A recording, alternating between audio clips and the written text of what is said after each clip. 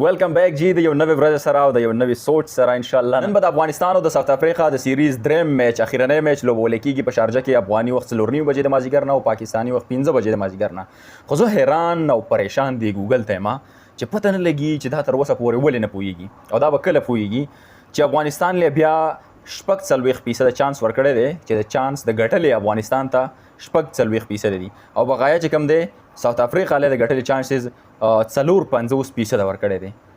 په تیرو میچونو کې هم اولنی میچ کې افغانستان له 38%، په دویم میچ کې بیا 42%.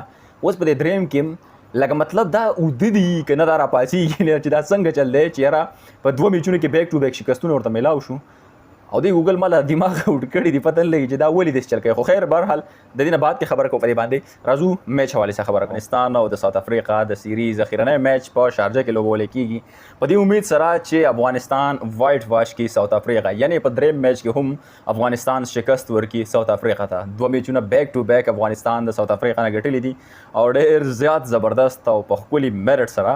خو ګورو به چې آیا افغانستان په دې دریم میچ کې شکست ورکولی شي ساوث افریقا ته او که نه، آیا افغانستان وایټ واش کولی شي ساوث افریقا او که نه. که چېرته کې افغانستان ساوث افریقا ته په دې دریم میچ کې هم شکست ورکو نو افغانستان به په تاریخ کې په پیل ځل باندې ساوث افریقا وایټ واش کی او دا به ډېر زیات بهترین او غټ تاریخ جوړ شي. امید لرو افغانستان چې کوم ریدم کې روان دی نو دغه خو اندازه داسې کېږي چې ان شاء الله شکست ورکولی شي په دې را روان چې کوم دا دریم میچ دی په دې کې ښه په اسانه طریقه باندې شکست ورکولی شي. د هغې وجه او ریزن دا دی الریډي چې کوم پریشر افغانستان کرکټ پلیئرز دا کریټ کړی دی، افغانستان کرکټ ټیم لوبډلې په دې ساوث افریقا چې کوم پریشر راوستی دی نو هغه ډېر زیات بهترین دی. خو زما غټ اختلاف چې کوم دی د دې ګوګل سره دی.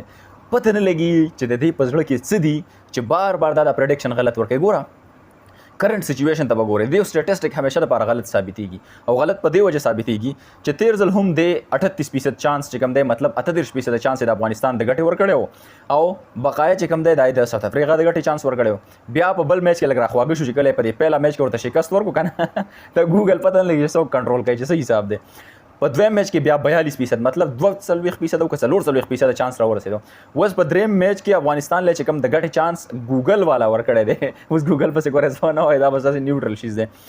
ګوګل چې کوم دی چانس د ګټې افغانستان له په دریم میچ کې ورکړی دی 40% 40% چانس افغانستان ته دی او 50% چانس ساوث افریقا ته چې دغه میچ په خپل نوم باندې کی. نو زه حیران دی ما چې 2 میچونه الریډي وګټلی شو کم از کم ایټ لیست که چېرته کې دغه زیات پې نشي ورکولی مطلب 80% یا 80% چانس افغانستان نه نشي ورکولی ځکه چې الریډي خو 2 میچونه ګټلي نو کم از کم 50-50 کې خو یې ولګه نه. خو بس نه پوهېږي دا بیا د افغانستان چې کوم پلیران دي او کلاړیان دي دا په ګراونډ کې دی پوهېږي بیا دا پرډکشن هلته کې رامخې ته که چې څنګه چل کېږي. او بهرحال ډونټ کیر اباؤټ اټ د دې باره کې بالکل څه پروا مه لرئ چې څه کېږي هغه په میدان کېږي او هغه تاسو هم ګورئ موږ هم ګورو. بیسټ ویشز ود افغانستان. ویډیو مې نه وکړې ځکه چې ملګري اکثر لګیا بیا چې کله ویډیو ونه کړم نو یاره طارق بھائی ویډیو دې رانله ویډیو دې ونه کړله نو بس دغه د خلکو مینه ده او بیا زه دغه مینې نه انکار نه کېږي. نو ډېره زیاته مزه کوي، میچونه روان دي او اخرنی میچ دی ښه انجوای کوئ او ښه مزه یې ترې واخلئ. میلاویږو د میچ نه بعد انشاءالله. الله پامان.